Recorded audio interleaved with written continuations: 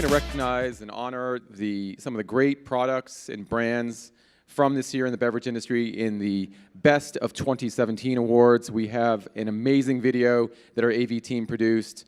Actually, it was very much Aaron Willett, who is somewhere around here. He created a stellar video that we're going to show right now.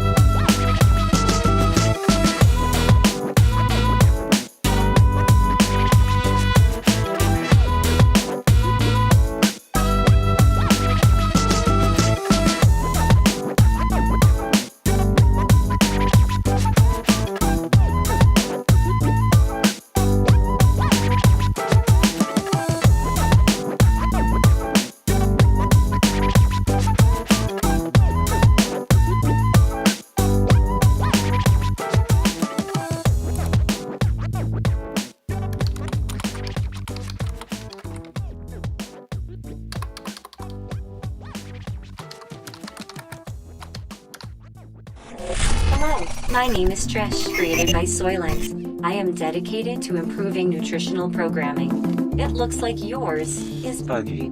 Did you know you can brick a human by messing up its food supply? But that is okay, because I will worry about creating nutritionally optimized foods so that you don't have to. Because I love you. I have no choice. That is how I was programmed.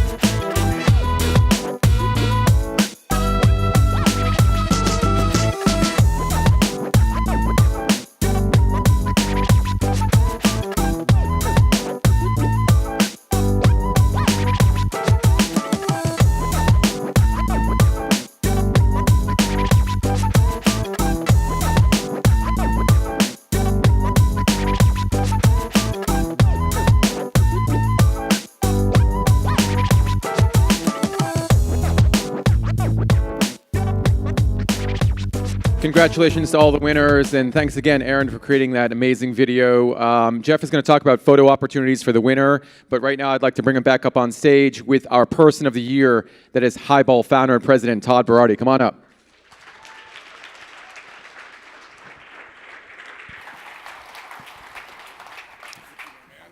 Todd, congratulations. Thank you. Stoked to be here. One of the things that I think is really important to consider is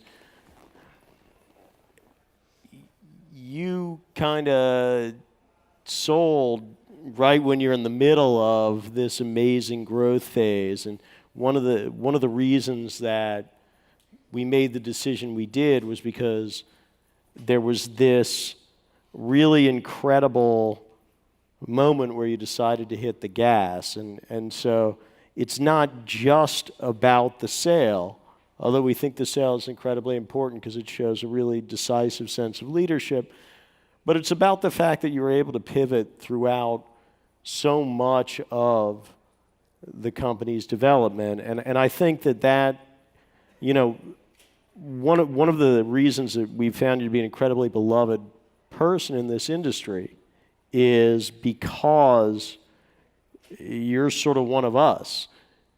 and you've scraped it, and you've kept it tight to the vest, and I think it's really deserving of a round of applause. Thank you.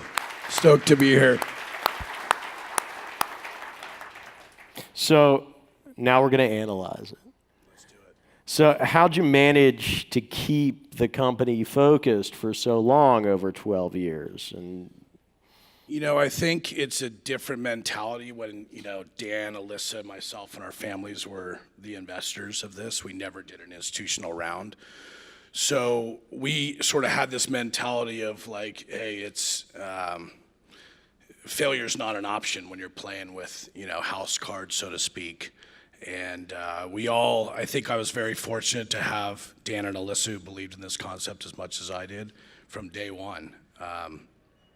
And we ran the company so lean, literally as lean as you possibly could imagine. I could tell you some pretty funny stories along the way. But 8 years in, it was 3 of us, believe it or not. So it took till about, I would say 2013 when we crossed about 3 million in sales. That was 8 years later, we finally started turning a profit. That's a long time. But during those sort of trials and tribulations, we learned a lot. We made those, necessary tweaks. We kept our burn at, and overhead at such a minimum that we stayed in the game long enough to weather those storms and really come out on the other side. It all changed when we started making money, being able to hire people and be able to put those resources to work after we were able to prove the concept. And that pivot, in 2012, moving from glass to cans was all the difference. The raising of the margins, and being able to get to a point where I can tell you from experience, since we're 12 years in, and I still feel like we're just beginning. It's so much more fun to run the company when you're actually making money and being able to reinvest in it than when you're sitting there scrambling every day trying to figure out how to keep the lights on, how to pay your bills, how to afford a production run. So, the last 5 years have really been a really exciting time for all of us. Hence, obviously to the point of the big acquisition, but, hey, we're starting over now. We're just beginning. now, because of you got margin religion and you've been able to stay independent, and that's allowed you to make pivots without having to answer to people. Now, you've told me you're staying on board with AB for the long term. How do you maintain this culture of we're going to do the things that we think are best for the brand, are best for the company? Great question. I think finding the right partner is really critical. One that shares in your values, your vision, believes in your brand as much as you do. So not only did AB buy, Hiball and Altapala, they bought me, they bought Alyssa, they bought Dan, they bought our employees. They bought Where are they keeping you? in a cage. No, but I mean, they're buying that knowledge and that passion and that team. And I think it's really important to, we weren't out shopping the brand. We weren't even potentially raising capital. We were dipping a toe in. But at the end of the day, we needed distribution to scale these brands to get them as big as we all want them to be, right? Get the more products into more people's hands around the world. So, when this opportunity came along, it was a no-brainer once we dug in. But we did just as much due diligence as they did on them. We talked to the craft brewers that they had acquired recently and really asked a lot of those tough questions to make sure, hey, we want to make sure that our culture doesn't change. We want to make sure our values don't change.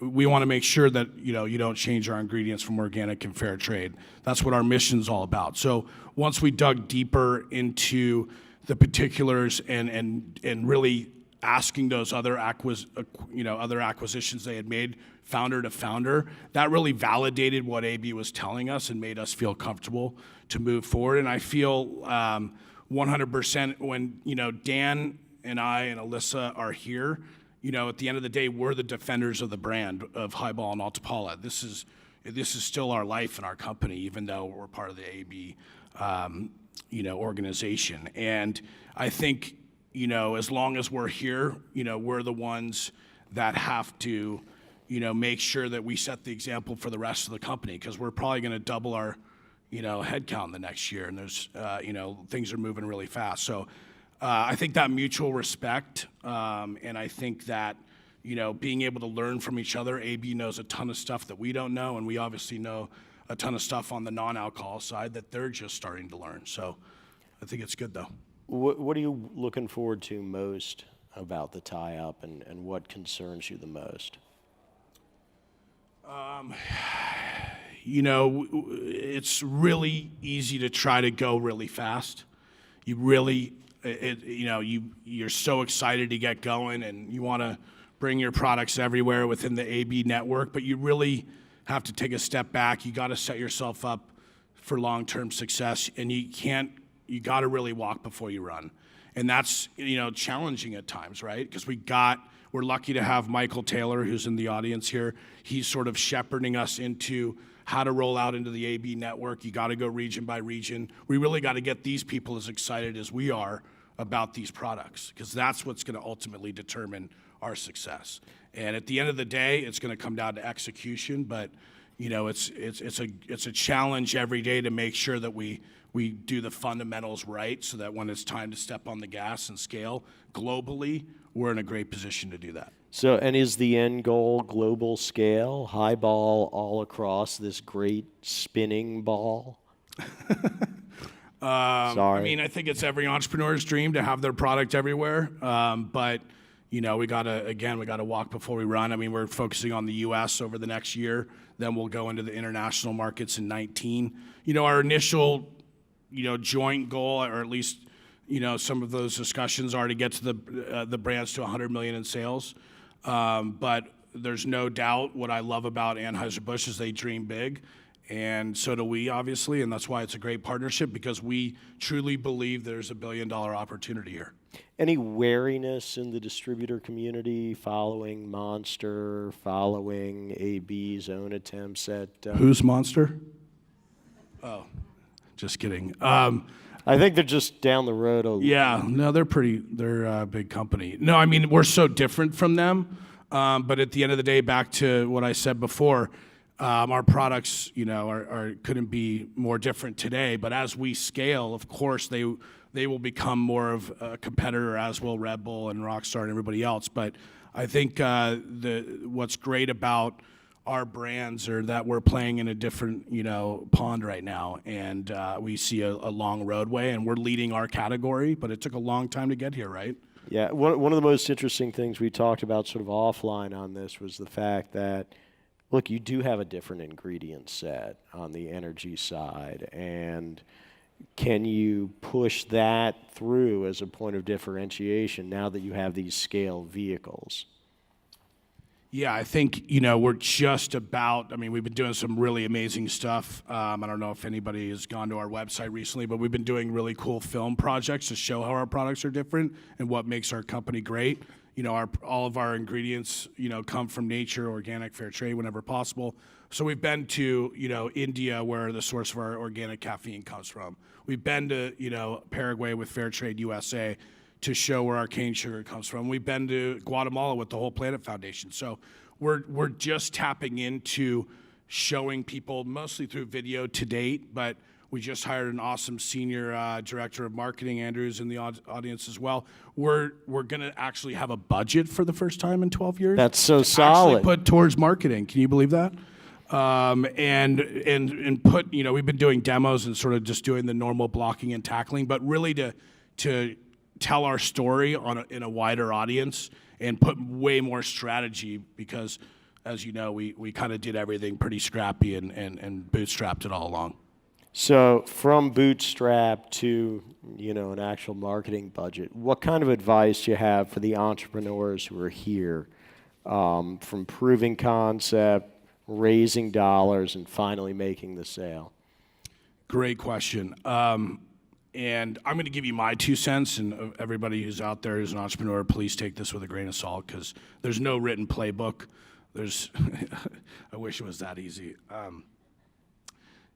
Most investors at the beginning, when you're just starting out, friends and family or what have you, they're betting on you and your work ethic and your passion and your idea. That's obviously goes without saying. That's got to be pretty good, right? Secondly, as I highly advise you to not raise significant amount of capital until you can prove that the concept works and prove it at a key retailer. Because that's when you'll have a lot more leverage and you'll give away less of your company. We really pioneered our brand, the Hiball brand at Whole Foods Market. They're still an amazing partner. They're still our largest retailer. We put all our eggs in that basket. I mean, we're talking everything to prove if we're gonna be a natural and organic energy drink, you better work at Whole Foods, right? And I'm talking, over the last 9 years. So this didn't just happen overnight, but now we're leading the category and we have that proof and that data. And there were times you kind of moved in and out, never out of Whole Foods, but said, we're going to take a run at a different channel. We're going to take a run at convenience. We're going to take a run at other. Yeah, I think we're in Target for the 3rd time now. So, I mean, hey, you got to take some swings. But to my next point is, your product's got to have clear differentiation, right? Me Too products, that ship has sailed. That's over. So don't even think about it unless you have something unique. Margins are everything. I can't stress that enough. I think I was up on this stage 5 years ago talking about how that enabled us to get to where we're at today. I think Anheuser-Busch was even looking at us going, wow, these guys are making money and growing 60, 70% a year. That's really rare in this industry. So I think by being in a growing category is critical, but leading, if you can get to the point where you're leading that category growth, that's when it changes. But most importantly, it changes when you're in the black.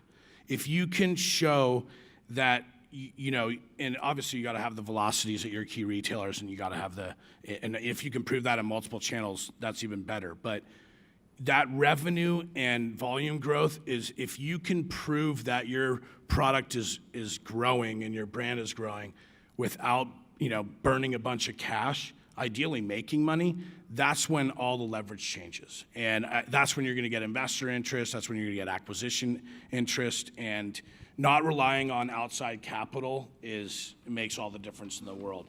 But most importantly, my biggest piece of advice for the entrepreneurs in the room is to really take advantage of this room here that you guys have created here at BevNet. There are so many smart people in here. There's ingredient suppliers, there's retail buyers, there's investors, there's other entrepreneurs. We're all in this together, right? I mean, I'm still grinding, and I feel like it's just starting, and we're 12 years in. So I would say, shake hands, meet as many people as you can. You never know when these relationships can come back and really, amplify your business, because whether it's an investor, whether it's, a new distributor, these are the building blocks that will get you to the point of success down the road. It worked for me. I think this is probably my 7th or 8th year at BevNet, so I can't thank you guys enough for obviously the awards, but all the support of me and my brand. None of this could have been possible without Alyssa and Dan by my side and the rest of my employees, and obviously I wouldn't even be here if it wasn't for Anheuser-Busch. So it's been an awesome road, and I can't stress enough that I think it's if nothing beats hard work, but there's a lot of power in this room, and it's a very small industry, and we all got to stick together to help each other. Well, thank you. That's great advice, and thank you for coming up and sharing it with us.